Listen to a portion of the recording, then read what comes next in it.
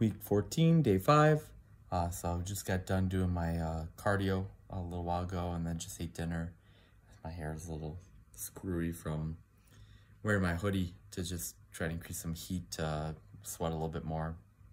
But today went pretty well.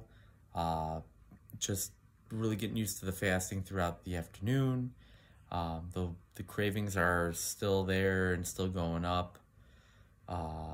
My workout this morning I did shoulders and arms, and actually all my shoulders, biceps, triceps, they all just felt a little bit more tired and fatigued than what I'm used to. But still pushed through to the same weights, same sets, same reps. Just overall just felt a little bit weaker. My sleep last night was awesome. Gonna have a relaxing night tonight and looking forward to this weekend and just relaxing after being back at work this past week. My youngest brother came over. He had some blood work done and we were just kind of going through it. Now I'm not a doctor, so anything I'm saying here, again, I'm not a doctor. It's just stuff that I've learned from doctors and nutritionists and the biohacking sphere. His vitamin D was really low, so we're going to get him on a vitamin D. His triglycerides were like 170 or 80 something, which is high. And then his HDL was really low. It was like 30 something.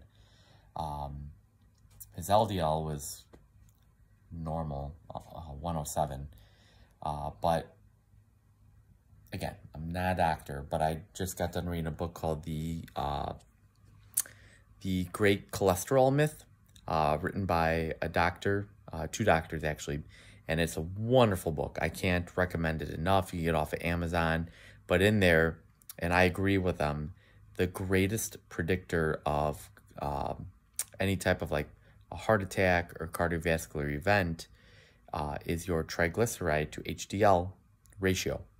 And all you do is you take your triglycerides, divide them by your HDL, and that's your ratio. You want to be under 2 and less. Well, my brother was 4, exactly right on the dot. So he's, according to these doctors from the Great Cholesterol Myth book, he's twice as likely to develop a cardiac event. He's not that old. He's 31. And we were just kind of going over the whole keto food list, things he can eat, things he can't eat, going over a workout plan, getting him on an omega-3 supplement, a vitamin D supplement. Because not only what was I most out of all of his markers, most of it looked really good. It was just that triglyceride to HDL ratio that really scared me.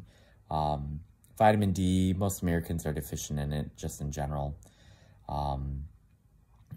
His liver enzymes his 2 liver enzymes are slightly elevated, and that's just due to the amount of triglycerides because he eats a lot of ultra-processed, highly processed foods, a lot of carbohydrates, so that has to get then converted into triglycerides from the liver before they can get stored as fat. His fasting blood sugar was 101, which is like borderline high end of like you're okay before you're kind of like pre-diabetic, or well, insulin resistant before you're pre-diabetic. And again, I'm not a doctor. That's just stuff that I've learned. So he was in good spirits after I met with him and talked with him, but it got me thinking, like my triglyceride HDL ratio, not to toot my own horn, but it's 0.8, which is like crazy ridiculous. My triglycerides are like 53 and my HDL is like 67 or 65, something like that. It's like 0.8 means I'm most likely not gonna have any type of cardiac event. Now my LDL cholesterol is 170. So me and the family, we were just joking and laughing. I said, hey, if I brought my lipid panel in, showed it to your doctor, she would have made me leave the office with a statin, and my brother would have left the office with a pat on the back saying you're doing a good job, which blows my mind because it couldn't be further for the truth. I'm not saying my brother should be on a statin, but the fact that the pharmaceutical industry just has such a vice grip on doctors with paying off their student loans, giving them these luxurious trips and just these bonuses and all these just luxurious things. It is such a crime, and they're allowed to get away with it because these pharmaceutical industries, their pockets are so deep. They're paying lobbyists to make sure that there's no bills or laws that are passed that can stop them from doing their business as usual. So until us, the people, can get smart enough to start looking at all these politicians and say, okay, who is giving them money to run for whatever seat they're running for, until we can start electing people who have no financial ties to the pharmaceutical industry, the medical industry, the big food industry, the big agriculture industry, then there really is no hope for shining a light on the problem and actually fixing the problem, getting to the root of the problem.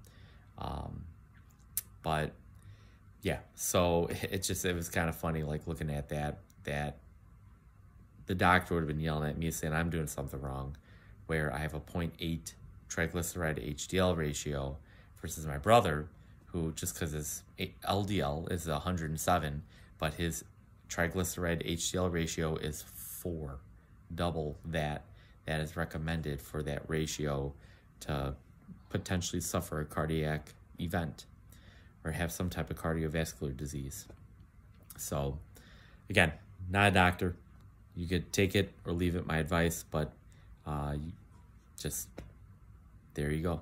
Well, keep it locked in here on my channel. Please like and subscribe and continue to follow along with me as I go through this 26-week ketogenic bodybuilding prep. I'll see you guys tomorrow.